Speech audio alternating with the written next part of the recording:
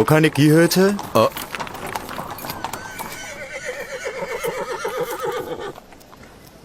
রাজমহল থেকে জোহর চুরি হয়েছে।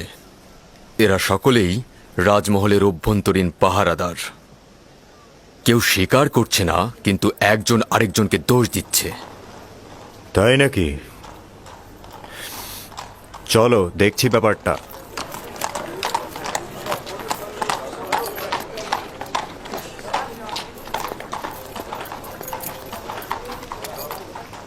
এদের দুজনকেই হাত পা বেঁধে রাজমহলের সামনে রশি দিয়ে ঝুলিয়ে চাবুক পেটা করা হোক। যতক্ষণ পর্যন্ত না স্বীকার করবে চলতেই থাকবে। আমাকে কসম কেটে বলছি, আমি এই কাজ করিনি। আমি এই কাজ অযথা করিনি। চিৎকার করবে না, যা বলার একজন করে বলো।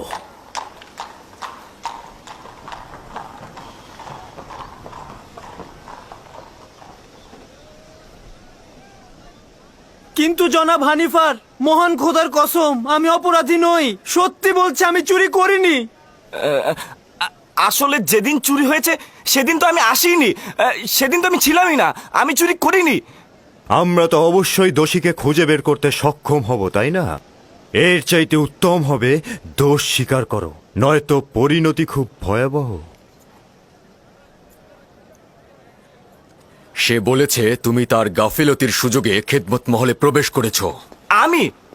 আমি প্রবেশ করেছি? আমি তো সেদিন আসিনি। ও মিথ্যে কথা বলছে, মিথ্যুক কথাকার। ভুল করেছি, তখনই ওকে ধরা উচিত ছিল আমার।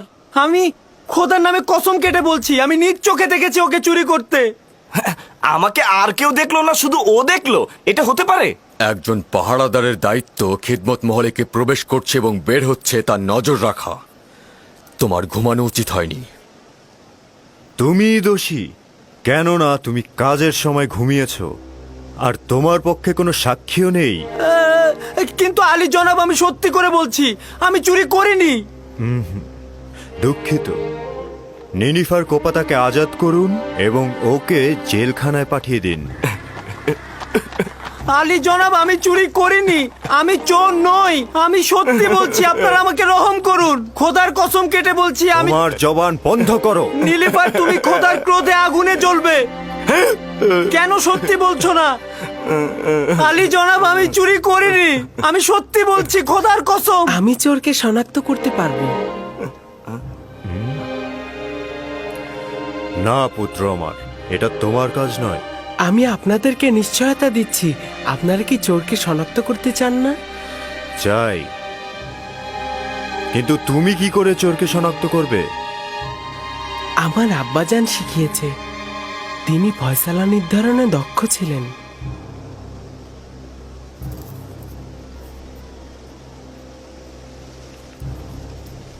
নিশ্চয়তা দিচ্ছ?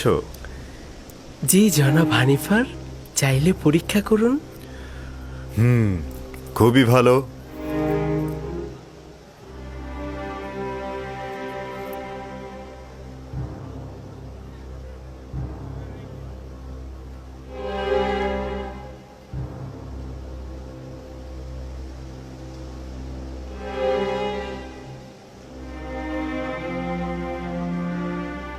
আমি জানি চোরকে।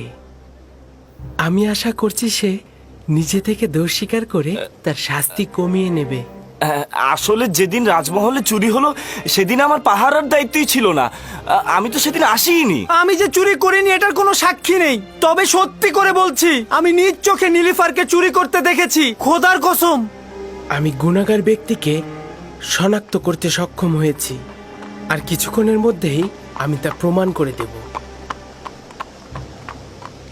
জনাব হানিফার, আমি চোরকে শনাক্ত করে ফেলেছি। আপনি অবশ্যই তার গর্দানটা কেটে ফেলবেন। আমি শুধু চাইছি তাকে শনাক্ত করতে। একবার শুধু শনাক্ত হোক। তাকে কোনরূপ ক্ষমা করা হবে না, শুধু শনাক্ত করুন। জনাব রুদামুন, এই দুজনকেই বাগিচার কাছে নতজানু করা হোক।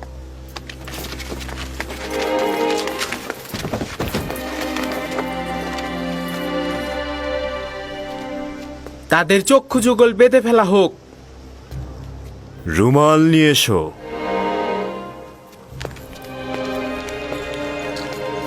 তার হাত বেঁধে ফেলো।